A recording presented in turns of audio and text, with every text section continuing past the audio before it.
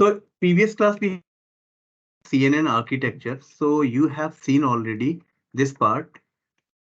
Uh, just a minute. Option.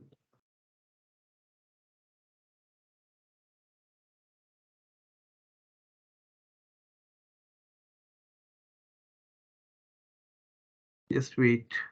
I'm not getting the raw option here.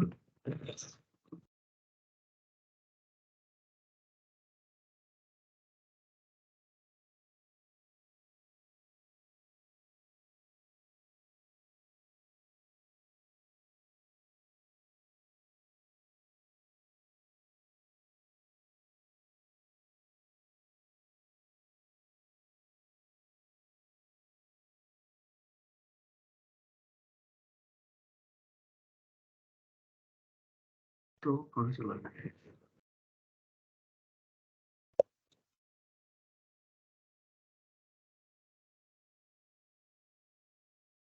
Okay, no problem. Chalo, I will try my best by this thing. Okay, so we have done with the convolution thing. And in the convolution part, you have seen the padding and stride is involved in the convolution layer. Okay, after that, so this part is the, you can see this part is the convolution part. Okay, convolution layers. And after that, you just do the pooling. So after this, you have the fully connected layer. Okay, like ANN. So these are the structure for the CNN. Yes, but after that, you have heard some special type of nets. Some name is there, that LeNet or LXNet or ZFNet, GoogleNet, VGG or RESTNet. These names you know. Okay. So what is the significance of these nets, or you can say, so we can use these nets for particular CNN thing. Okay. So where it's come, or what is the significance of these CNN models? So we see in this part, and what is the use of that? So already you have seen this type of thing, means that is the LeNet, or better, I will explain the LXNet. Before starting the LXNet, I just want to tell you one story from where it will start. So you can see in I think 2006, that is one person, that is the Fifi Lee. Okay, who collected the data, means one company you can say that collected the data, means the vision was that if I will collect the huge data, so it will used in the future. So what happened in the 2016, one person collected the data and described very you can say in good way, that he collected the dog, so he just put the name dog. Then what is the means breed of that dog, so Labrador or whatever, so he put that name and the color also, so he make the labels for that data. So he collected, I think, 1.6 million data like that. Different means classes are there. So around 20,000 classes was there. Okay, so 1.6 million data, 20,000 classes was there. So you can imagine that was much big data was there. So how this data can be processed? So he take one challenges for all over world. That is the name of, you can say, that is the ImageNet. So the whatever the data he collected, he give the name ImageNet. Okay. So on the basis of that, he put a challenges, that is the ImageNet challenges. So in that challenges means you can say the researchers came and they used that algorithms. So in 2010, that is the story of 2010. First time, most of the models was machine learning model, and the accuracy was 25. Accuracy was 75%. So 25% losses was there. After that, again in the next year, he put again the this challenges. So that reduces 16%. That reduces 21%. So losses was 21%. But in 2010, 2010, I think 11 and 12. In 2012, what happened? One AlexNet, means Alex may be the name of that person who created this type of model. So that Alex won that competition, and the accuracy was you can say 84%, or that 16% was the loss. So that was the tremendous thing, means 21 to reduces 16, and first time the deep learning model has been introduced.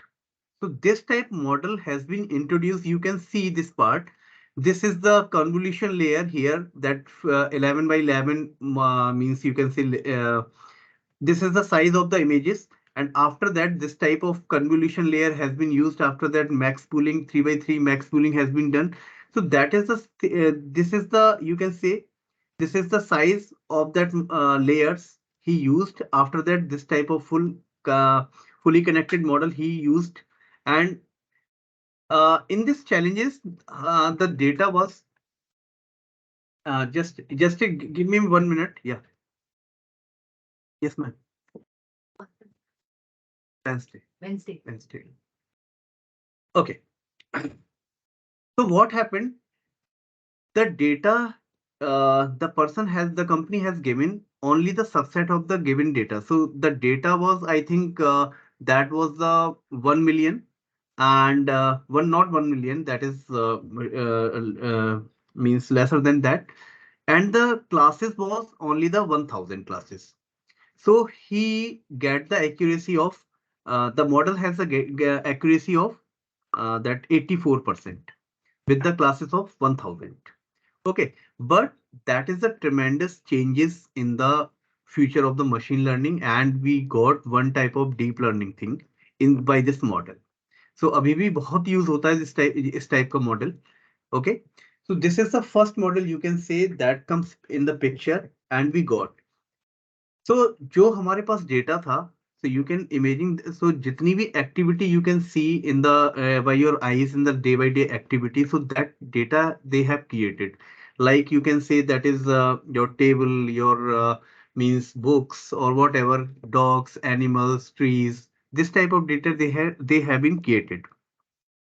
But what happened when this type of data have been created? You don't have so much computation level that time. I think GPU was not in the picture. And before, after that, again and again in consecutive years, some ZFnet after 12, in the 13, ZFnet comes, and they reduces the they reduces the losses. After that, BGGNet come, they also reduces the accuracy. After that, ResNet when come, that the accuracy of ResNet was around 97%. Even though he breaks the record of human accuracy.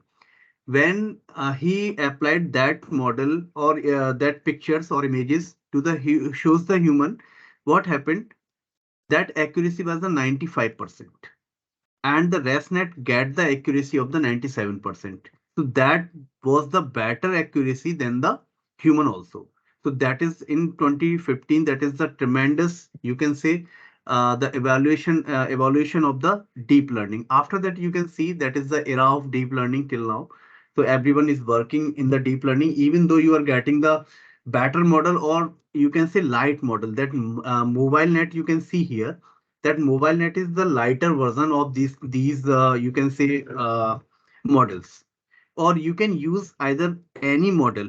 Okay, so one by one, if you want to learn these model, you can go and you can, means that is the explanation is given to the net also. So I'm not going one by one to every net. If you want to apply any type of network, you can go and you can see. Okay, and you can take the any type of model. So very sorry, you can find many explanation on the net for every network is given here. Okay, so you can go and you can search. So I will recommend AlexNet, ResNet, and BGNet. You can go with these three. So you will learn how you can create these model, and how you can use these model in your applications. So different application you can find this thing. Yes. So everyone is okay till this story. यहाँ तक कि क्यों use कर रहे थे, क्यों क्यों लेके आए. ठीक है, ये केवल मैं इसमें टेक्निकल कुछ नहीं है, केवल स्टोरी बता रहा हूँ कि एवोल्यूशन कैसे हुआ डीप लर्निंग का. Everyone is okay with this thing. Okay. और वो CNN का ही पार्ट था. So everywhere what is happening, we are changing this thing कि कहीं लेयर्स को ज्यादा ले रहे हैं, कम कम कम ले रहे हैं, कहीं कुछ.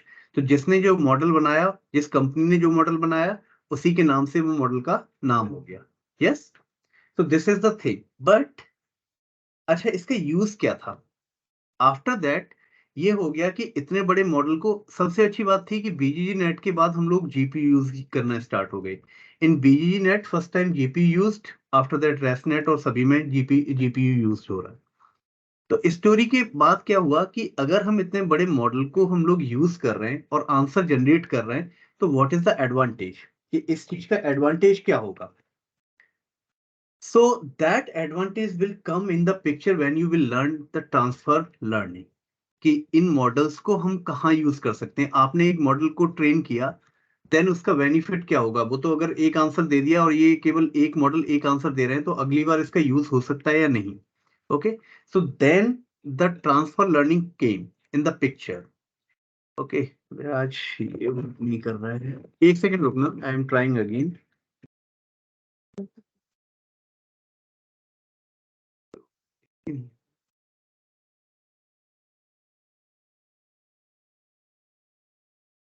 नहीं आ रहा ना. Yes. Okay, no worries. So we will go for the transfer learning part. Okay. So is it visible? Okay. Yes. Yes. Okay. Yes. So first story is clear. कि some models now you have in the CNN model, or directly you can say you have some network. Okay. Some models you have.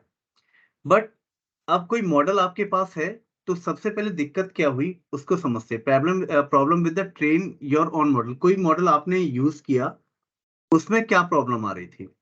So first is data hungry. What is the means of data hungry is here? Means सबसे पहले deep learning model को क्या जरूरत था कि data बहुत ज्यादा होना चाहिए. So every time if you are gathering the data, maybe you are not gathering the data with the label. Means you are collecting the picture of dogs, even that is dog, but that is not labeled.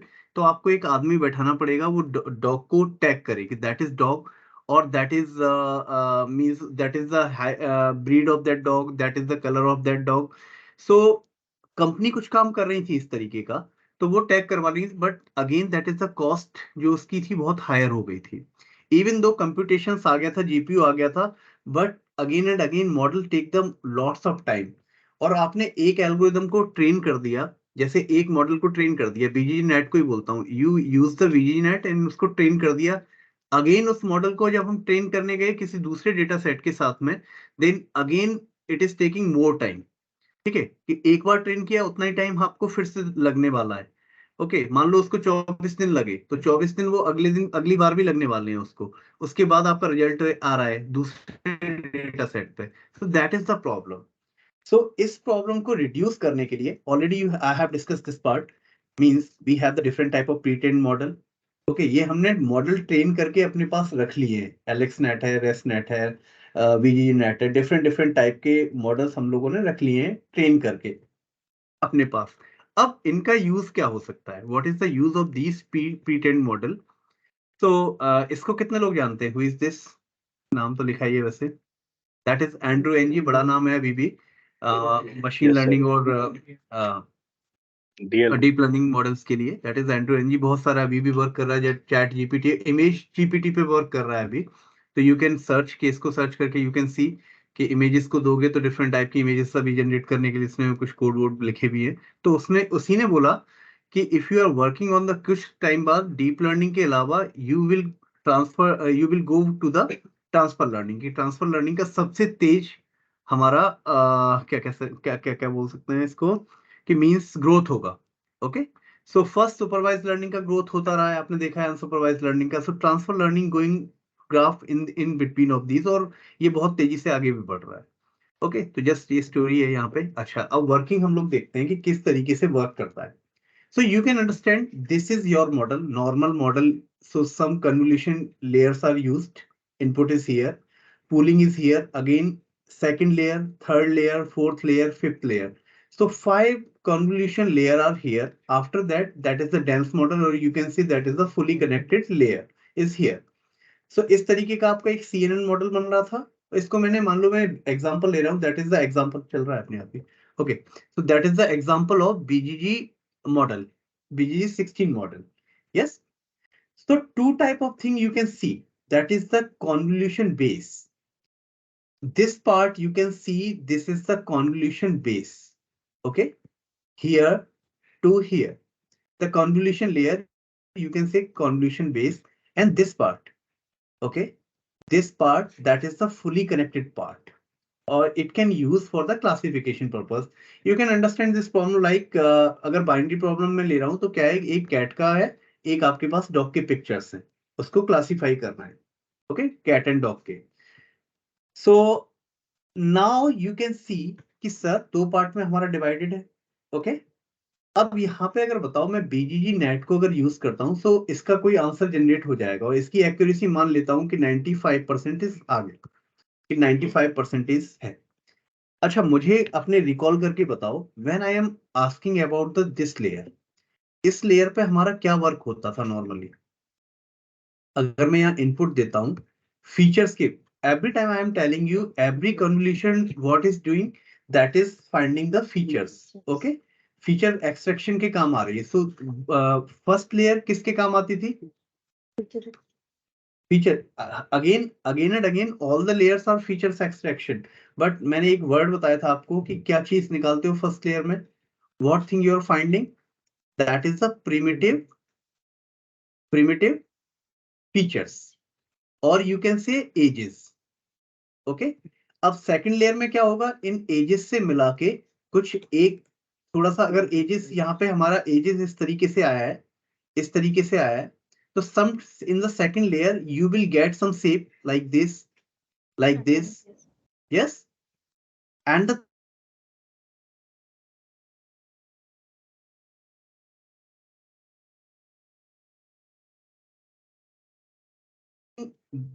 in the layer by layer you are finding different type of features. Yes or no? Everyone is with me? Yes, Yes, please sir. reply. Okay, Yes, okay, sir. good. Yes sir. Okay, अच्छा, okay, अब यहाँ पे कहानी फिर से समझना। मैंने आपको बताया अभी कि जो इमेजनेट नाम का हमारा जो डेटा सेट था, उसके पास बहुत सारी क्लासेस थी, 20,000 क्लासेस थी मान लो। ठीक है, अभी यहाँ पे 1,000 की बात कर रहा हूँ, बट अभी 20,000 क्लासेस थी, तो बहुत सारी क्लासेस इसके पास थी। ठीक है, मैं कहूंगा आपका क्या कहते हैं, क्लॉथ्स हैं, आपके शूज हैं, आपके टेबल हैं, चेयर हैं। मान लिया इन क्लासेस में लैपटॉप्स उस टाइम मान लो नहीं चलते थे, मैं मान लेता हूँ कि लैपटॉप्स नहीं है या टैब्स नहीं है, टैब्स उस टाइम नहीं चलते थे, तो may be that is not the part of this classes. और आपने कोई इमेज अगर ऐसी दी जिसमें टैब है, जिसमें टैब्स को आपको आइडेंटिफिकेशन करना है, लैपटॉप्स का आइडेंटिफिकेशन करना है, ठीक है, तो यहाँ पे आपको सही से आइडेंटिफिकेशन नहीं मिलेगा। मिलेगा या नहीं मिलेगा? आपको आपका कॉमन सेंस क्या बोलता है? नहीं नहीं मिलेगा। मिलेगा सर, बिकॉज ऑफ ये नहीं, वो मेंशन ही नहीं है ना। मेंशन ही नहीं है। Very good. सो अगर मैं इस तरीके का कोई डेटा सेट लेता हूं कि जहां पे इन क्लासेस के अलावा कोई क्लास आती है, देन व्हाट, अगर मैं इन क्लासेस को इनपुट में देता हूं कि मैं यहाँ पे कैट को रखता हूँ या डॉग को रखता हूँ या एनिमल्स को रखता हूँ, डिफरेंट डिफरेंट एनिमल्स को रखता हूँ, तो वो क्लासेस को बता देगा। बट अगर इस वाले डेटा सेट में ये क्लास नहीं है, then it will properly work नहीं करेगा। बट रिमेंबर, देखो हम लेयर वाइज लेयर अगर आप जा रहे हो तो what is happening, it is finding just edges.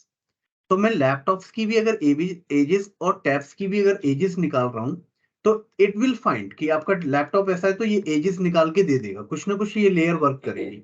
Yes और नो? इसी तरीके से कुछ ना कुछ शेप्स बना के यहाँ पे ये जनरेट कर देगा कुछ लेयर्स में।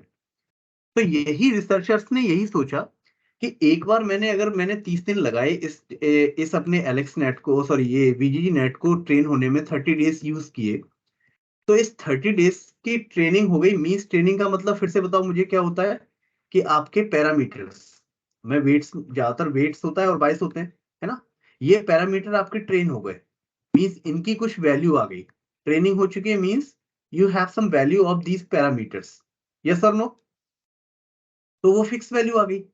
ठीक है, उनके हिसाब से आपने इसके प्रिमिटिव फीचर्स फाइंड कर लिए, यहाँ से इस लेयर से कुछ एजेस फाइंड कर ली, और कुछ शेप्स यहाँ पे कॉम्प्लेक्स शेप्स आपके जनरेट हो गए। तो इन्होंने ऐसा कहा कि ठीक है, ये सब काम तो लेयर कर ही रही है ना, कोई भी डेटा सेट में प्रोवाइड करता हूँ इवन दो वो इसका पार्ट है या नहीं है, but we can use this model till here. मैं इस मॉडल को यहां तक यूज कर लेता हूँ कॉम्प्लेक्स फीचर्स फाइंड आउट करने के लिए। यस और नो कॉन्सेप्ट समझना, ट्रांसफर लर्निंग का कॉन्सेप्ट यही है कि you are finding the features from the convolution layer. तो मैं क्या करता हूं कि इस वाले वीजीजी आर्किटेक्चर को दो पार्ट में डिवाइड कर देता हूं। एक पार्ट आपका ये हो गया, ठीक है, कन्वोल्यूशन लेयर वाला। एक पार्ट आपका हो गया that is the fully connected layers. Yes और नो? यस, तो दो पार्ट को मैं क्या बोल सकता हूँ, एक पार्ट आपका कन्वोल्यूशन बेस, क्योंकि ये टर्मिनोलॉजी आपको मैं दोबारा बता रहा हूँ क्योंकि you will use that terminology in the code. Okay, and second is the dense layer. अब मैं एक काम करता हूं कि मेरे पैरामीटर W और B की वैल्यूज, 22 की वैल्यू यहाँ फिक्स हो गई थी, तो I am freezing that model. जो कन्वोल्यूशन बेस है उसको मैं क्या करता हूँ, फ्रीज कर देता हूँ कि कोई भी चेंजेस इसमें नहीं करूंगा।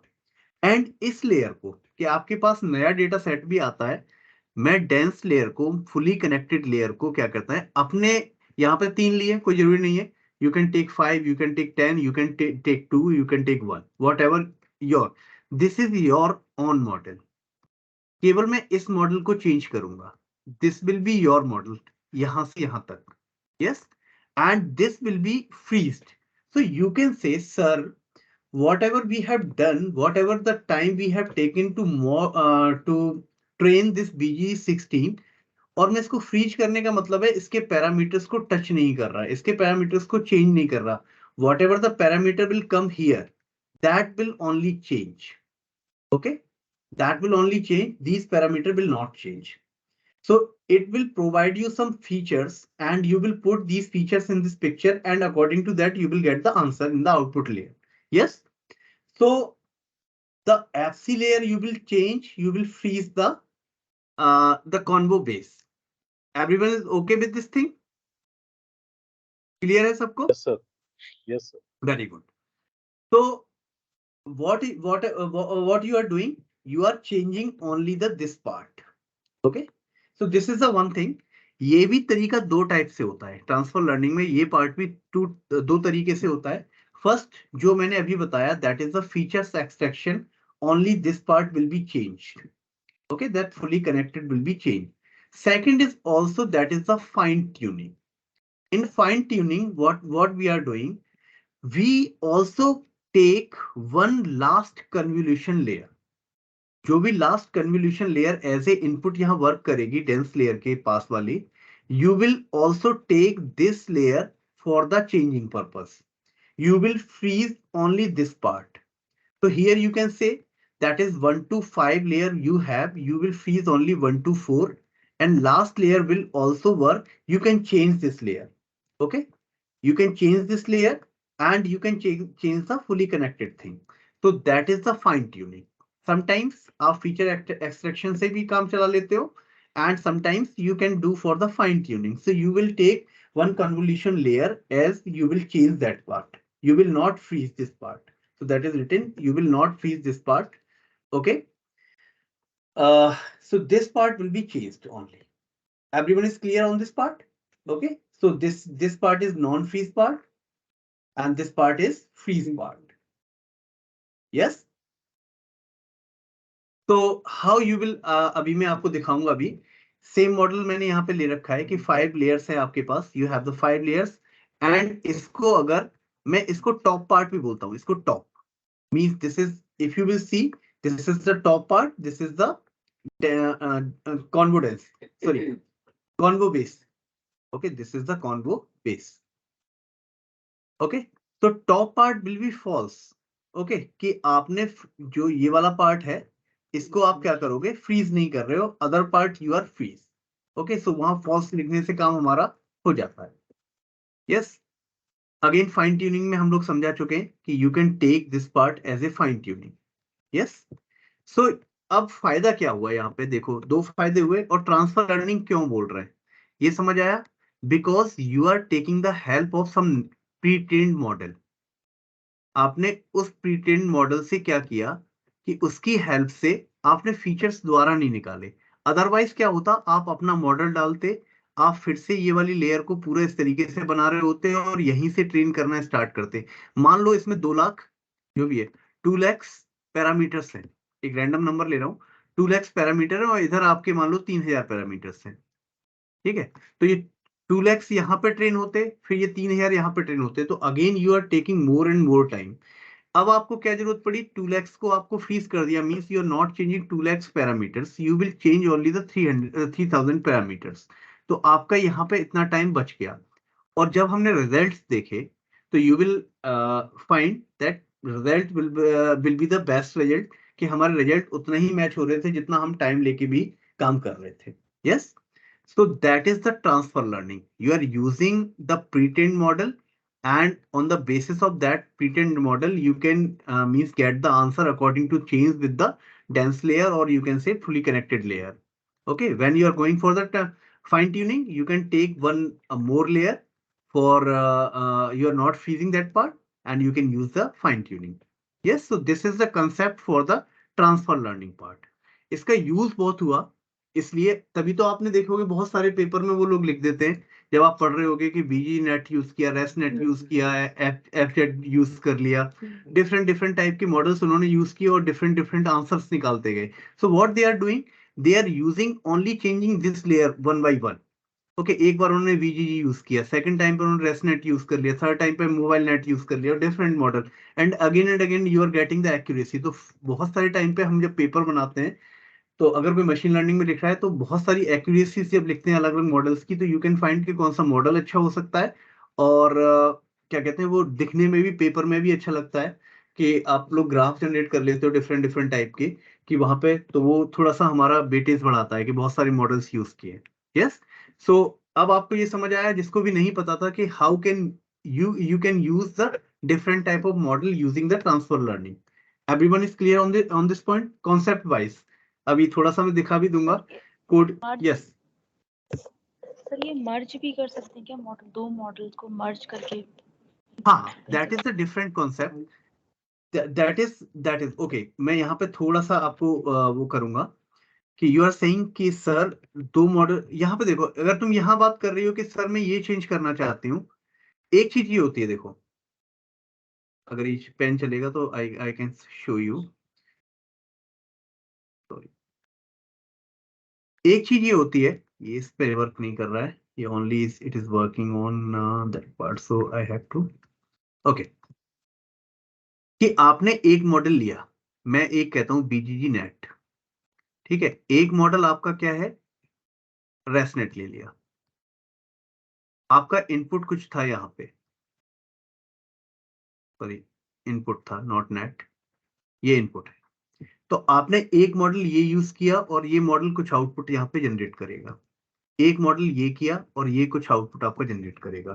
तो that is the different different type की, इसको आप लोग इस तरीके से वन टाइम में, तो आप फिर अगर मॉडल एक यूज कर रहे हो तो एक ही टाइम यूज करोगे, but that is the second scenario कि आप नॉन लीनियरिटी में भी, अभी आप जो भी मॉडल पढ़ रहे हो वो आपके सीक्वेंशियल मॉडल है, sequential model. In the sequential model normal यही है कि आप एक मॉडल यूज करो, आंसर जनरेट करो। अब आपके दूसरे हम जो मॉडल कह सकते हैं that is the non linear model.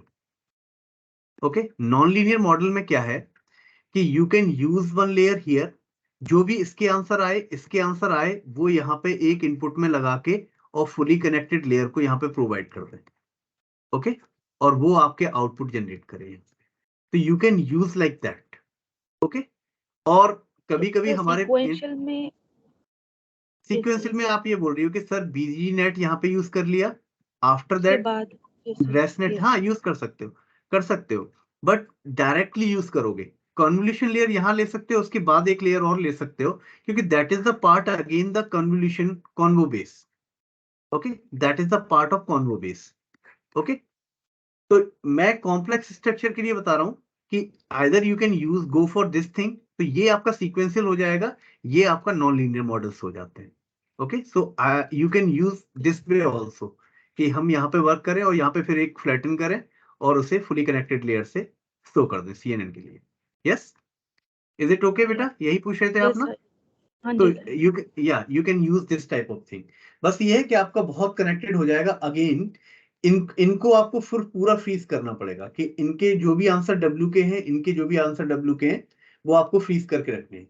तो ये अगर मॉडल इस तो तरीके के यूज करने, sequential is yes as a sequential is more complex than this parallel version that you are talking about. no, I'm not saying this. This is also complex. Again, because you are getting the parallel thing, because you are making the system non-linear. Okay, this is not the linear thing. This is the linear thing. Means directly यहाँ पे क्या है कि एक convolution layer, second convolution layer, third convolution, ये आपके आ रहे हैं। यहाँ पे जो आंसर आएंगे वो आपको नहीं पता कि कहाँ पे किस तरीके से इसके फीचर्स जाएंगे नॉन लीनियर में।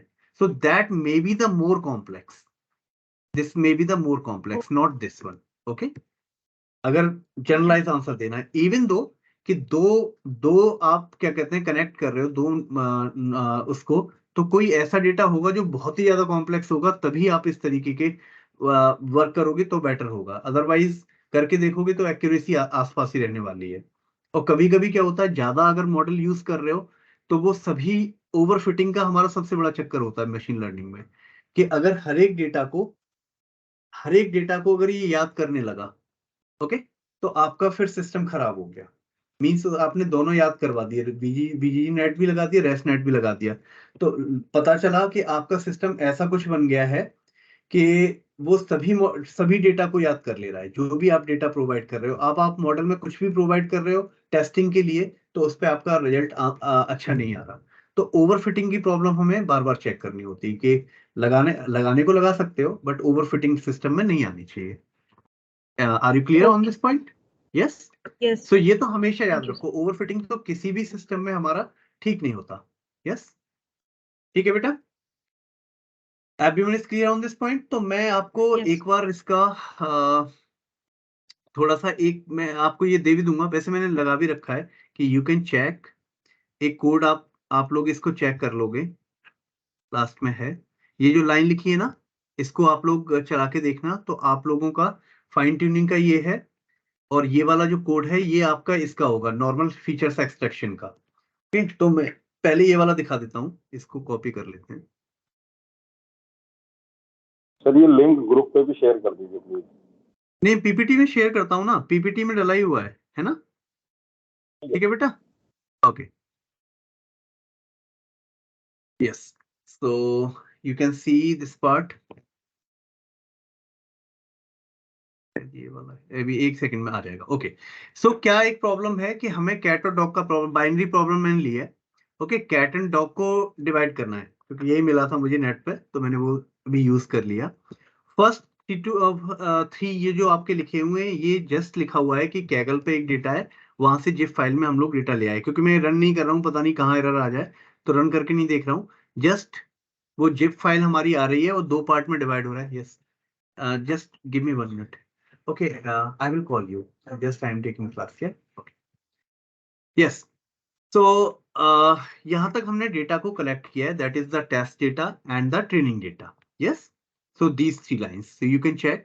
After that, ये जो आप देख रहे हो, ये शो हो रहा है आपको, दिख रहा है अपनी लैपटॉप में साफ? Okay, so again tensor flow को लिया है, ये सब आप देख सकते हो, केरास को ले रहे हैं, फ्लैटन ये ऑलरेडी देख सकते हो। Last line you can check, first time you are taking the VGG16 because we are using the VGG16 data, तो keras dot application, अच्छा ये भी सर्च करना, मैं यहाँ पे दिखा देता हूँ, keras dot application, keras dot application, if you will check then you will find some models here directly. So one by one you can check some models and you can work. यहाँ पे code भी दिया हुआ है, तो ये code भी आप चला के देख सकते हो, ResNet 15 का कोड है। Okay, so you can use the ResNet 15 का कोड पूरा रन करके देख सकते हो। You have the different type of models here. Okay, so these models हम उसकी accuracy दी है and what is the size of that model, so you can find. Yes, तो डिफरेंट अगर कोई मॉडल आपको यूज करना है, one by one you can go and you can check कि आपको रेसनेट 105 यूज देखना है, तो you can go and you can find कि उसका क्या क्या उसमें चीजें हैं और कैसे ये बनाया हुआ है। ओके, तो that is the Keras application. Yes, so you can find these things from here. तो ये अगर मशीन लर्निंग में कोई वर्क कर रहा है, सो you can go and you can search this part. Again, I am coming on this part. So I am using BGG 16.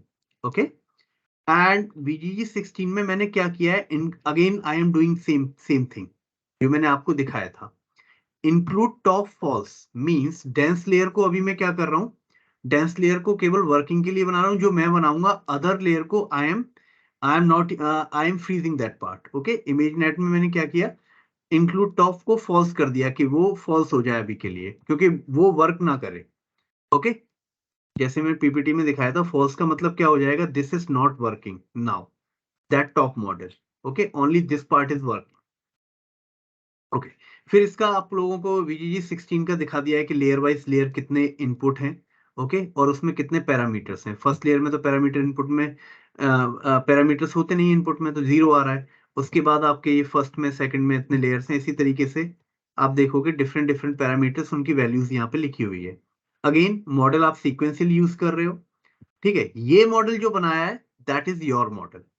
ये आप किसी भी तरीके से, जैसे ANN में अगर आपने बनाया हुआ है तो you can use that model. मैंने क्या किया? कॉन्वो बेस को ले लिया.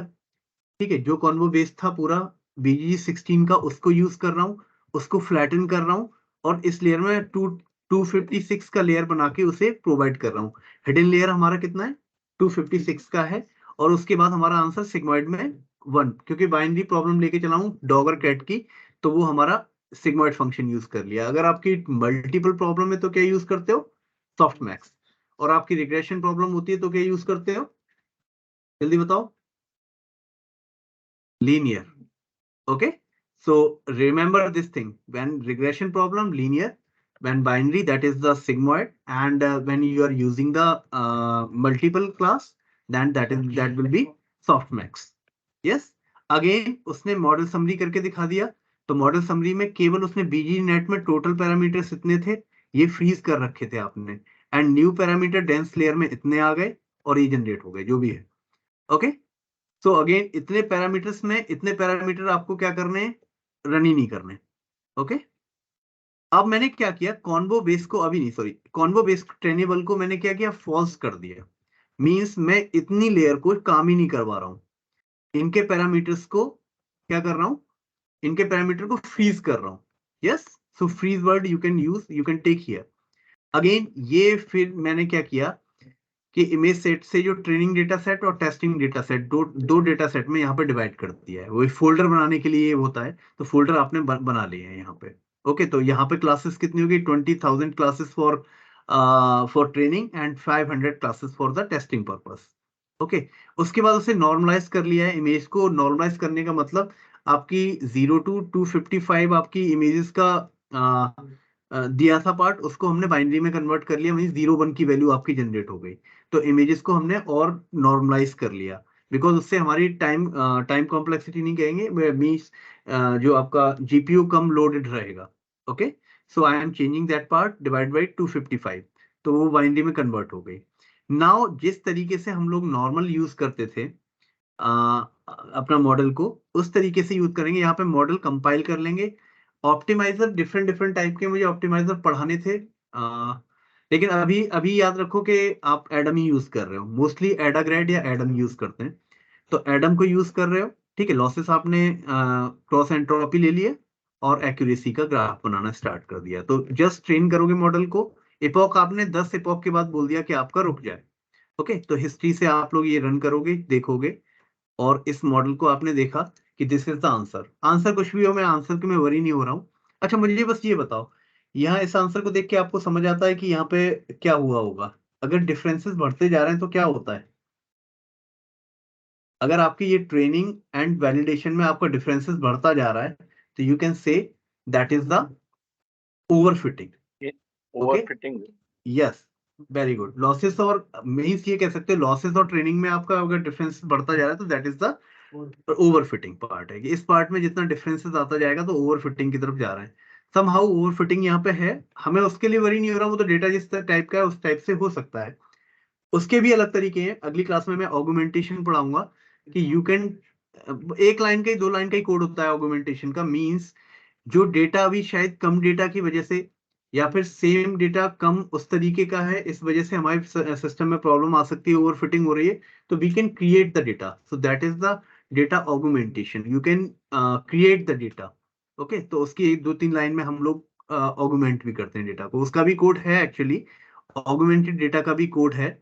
तो यहाँ पे एक्यूरेसी बस बता देता हूं मैं कि एक्यूरेसी उस टाइम ऐसी चेंज हो गई है। Okay, this is the changes accuracy की, उस टाइम हमारा जो लॉसेस था और ज्यादा अच्छा हो गया, ठीक है, जितना पुराने में सिस्टम में आ रहा था। यस, तो अभी ट्रांसफर मॉडल कैसे वर्क करता है मैं ये सिखाने की कोशिश कर रहा था। सो आई थिंक नाउ कि डिफरेंट डिफरेंट टाइप के नेट्स आप लोग यूज करके डिफरेंट डिफरेंट टाइप की एक्यूरेसीज वगैरह फाइंड आउट कर लोगे। ठीक है, मैं एक बार फाइन ट्यूनिंग का भी देख लूं कि फाइन ट्यूनिंग का भी मेरे पास एक था।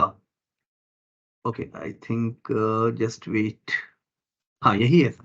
ओके, यहाँ देखो, ये अब फाइन ट्यूनिंग का मैंने क्या कॉन्सेप्ट बताया आपको कि जो आपके 5 ये लेयर्स थे उनमें से लास्ट लेयर को also I will not freeze. Okay, only four convolution layer I will freeze, and these 2 layers I will not freeze. So what is happening here? Just wait. यहाँ पे सेम चलाऊं कि data को लिया, ये बीजीजी net वगैरह को हमने क्या किया, पूरा जो पुराने कोड में था वैसा ही है, फ्लैटन कर लिया, ये हमने लाइब्रेरी डाउनलोड कर ली। बीजीजी नेट में हमने टॉप क्लास को भी क्या किया, फिर से फॉल्स कर दिया। अब मुझे एक क्लास को और क्या करना है, फ्रीज करना है। तो सबसे पहले मैं क्या करूंगा, कॉन्वो बेस्ड ट्रेनेबल को क्या करूंगा, ट्रू करूंगा। ठीक है, अभी मेरा पूरा ट्रू है, लेकिन यहाँ पे मैं क्या करूंगा, लेयर वाइज लेयर एक फॉर लूप लगा के मैं क्या करूंगा, केवल एक लेयर को ट्रू करूंगा, या शायद बाकी लेयर्स को फॉल्स करूंगा। तो यहाँ कंडीशन आपकी ये लिखी है कि ब्लॉक 5 आपका जो कन्वोल्यूशन लेयर है केवल वो ट्रू हो रहा है। ये भी शायद सेट ट्रेनेबल, ये भी आपका, ये केवल लेयर का नाम लिखा है, उसके बाद उसको ट्रू किया है, बाकी जितनी लेयर है उसको आपने फॉल्स कर दिया। तो बेसिकली आप क्या कर रहे हो, केवल एक लेयर को आप लोग पैरामीटर्स के लिए दे रहे हो, अदर लेयर्स को आप पैरामीटर्स में नहीं दे रहे हो। Is it okay? So what is happening, आप यहाँ देख सकते हो कि ब्लॉक कन्वोल्यूशन ये फॉल्स कहां तक चली है, 4 लेयर तक आपकी फॉल्स चली है यहां तक। बाकी last layer that is 5th layer, sorry यहां तक, and last 5th layer is a true, means that will work. दो पैरामीटर है यहाँ पे ट्रेन होंगे। Again you can use the same thing जो आपने पीछे यूज किया है, सेम उसी तरीके से प्रोवाइड करते जाओ, सीक्वेंशियल मॉडल बनाओ, और आप लोग इसी तरीके से 2 पार्ट में डिवाइड करोगे डेटा को टेस्ट और ट्रेनिंग में, और आप लोग प्रोवाइड वही करते जाओगे जैसे लास्ट किया है। मोबाइल को इसको कंपाइल करोगे, ऑप्टिमाइजर इस बार चेंज कर दिया, आरएमएस प्रॉप ले लिया इन्होंने, एडम भी ले सकते हो, कोई भी ले सकते हो, same thing, and you will get the answer according to that, whatever the answer will come. तो फाइन ट्यूनिंग और normal features extraction technique, you can use any type of techniques. तो वो बस एक कोड को if or else में लिख देना है कि ये लेयर को यूज नहीं कर रहे। ओके, सो CNN के साथ different type of models and transfer learning. So moreover, if you are working with the images, you can use this type of thing only. Okay, after that, when you are using the text thing, कहीं text अगर आता है, then you will go for the sound or text. Okay, this type of thing will come. Then you can see, you can use the RNNs. Okay, recurrent neural network. उसको भी मैं अगली class में cover करूंगा कि, और LSTM, 2 चीजें रह जाएंगी, RNN और LSTM। I will cover up deep learning का most of the part मैंने कवर कर दिया, so I will finish that part also. Okay, अभी मैं स्टॉप कर देता हूँ आपकी रिकॉर्डिंग को। पता नहीं उतना प्रिपेयर नहीं था आज मैं, बट चलो इतना भी है। Okay, so I think that part is clear कि कैसे यूज कर रहे हैं। कोड आपके दोनों लिंक मैंने दे रखे हैं, तो you can use that code, आप अपने एप्लीकेशंस में यूज करके देखो डिफरेंट डिफरेंट। आप अगर कोई इमेजेस पे कितने लोग वर्क कर रहे हैं, कोई वर्क कर रहा है, आई थिंक 3 यहाँ पे वर्क कर रहे हैं, और कितने लोग हैं हैंड रेज कर सकते हैं, यहाँ से हैंड रेज कर सकते हो, तो मैं देख सकूँ अजय कर रहे हैं, अजय कर रहे हो? Yes sir. और इमेजेस पे कोई वर्क कर रहा है? आई थिंक माधवी वर्क कर रही है। मे बी कॉन्सेप्ट डिफरेंट हो सकता है कि वो और इससे भी ऊपर आप वर्क करो, बट इन चीजों पे अगर क्लासिफिकेशन प्रॉब्लम को अगर कर रहे हो तो you can use this type of thing. Okay, कि आप ट्रांसफर लर्निंग को जरूर लेके आओ पिक्चर में, then your answer may be great. Okay, और जो मॉडल आपने बनाया दैट मे बी ग्रेट, और आप जो कह रही है that is a combination, apply the combination. अच्छा, नेक्स्ट क्लास में ऑल्सो आई विल टीच कि अगर आपका नॉन लीनियर है तो उसको कैसे क्लब कर सकते हैं। कोडिंग में होगा तो कोडिंग में बता दूंगा, ठीक है। You can club the model, not models, you can make your models and you can use the different type, may be the you can directly take the one sequential input, अगर वो input भी different different type से आ रहे हैं, then how we will use the different type of input as a non linear thing, not directly a linear sequential model. So that will be the different concept. Okay. Okay. So today I am stopping here only. Okay. कितना समझ में आया I don't know, but I try my best. ये जितना मुझे भी आता था. Okay. So thank you very much, all of you. If you have any question, you can ask. So please share the PPT. हाँ शिवू तो शेयर कर दूंगा. उसके अलावा अच्छा उसके अलावा बता दूं, आप लोगों से मैंने पेपर मांगा हुआ है, तो प्लीज दैट इज द, मैं लास्ट डेट 10 रख देता हूँ, 10 दिसंबर. ओके 10 दिसंबर Yes. तक सबमिट कर दो. मुझे अपना नाम नहीं चाहिए, जिस नाम से भी आप कर रहे हो मेरे पे एक डॉक्यूमेंट होना चाहिए, you are working on that, you are putting one paper in some conference और वट एवर, जनरल और वट एवर. Okay. ओके वो तुम अपनी गाइड के साथ करो, किसी को मन करे मेरा डालने का तो डाल देना, नहीं तो मुझे ऐसी कोई नीड नहीं है. Okay that is okay to everyone. और उसके अलावा आपकी पेन पेपर एग्जाम होगा. ओके जितना मैं पढ़ा दूंगा कहीं ना कहीं उसी में से आ जाएगा. और फिर से कह रहा हूँ, किसी क्वेश्चन को छोड़ के नहीं आना. वो लास्ट तक कहता Yes. रहूंगा मैं, तब भी छोड़ के आते हैं बच्चे, नहीं मानते हो आप लोग, फिर कहते हो सर नंबर नहीं आए, है ना. ठीक है मैं कॉपी में दिखा पाऊंगा कुछ तो लिखा है ना, क्योंकि आदत Yes, छूट sir, जाती है ना, आदत छूटी हुई होती है पीएचडी में आने के बाद, ठीक है, एग्जाम देने की. ओके Yes, ठीक sir. है. Okay so take care all of you, Okay, sir. Meet soon. Thank you. Okay take Thank you care. so much, sir. अच्छा मैं इन बिटवीन, अगर मुझे अभी मैं प्रिपेयर नहीं कर पाया हूँ क्वेश्चन, मैं प्रिपेयर कर लूंगा, जो मैं 4 ग्रुप में 4 या 5-6 प्रॉब्लम आपको दे दूंगा, उन पे आप वर्क कर सकते हो according to that. Okay. Okay मैं ग्रुप Okay, भी sir. बता दूंगा कि ये ग्रुप ये ग्रुप ये ग्रुप, तो ग्रुप के हिसाब से 4 लोगों का बना दो, 16 लोग हैं, तो वो आप लोग सबमिट कर देना. Yes Yes, sir. Yes, sir. ठीक, thank you very much. Thank you so much, sir. Thank you sir.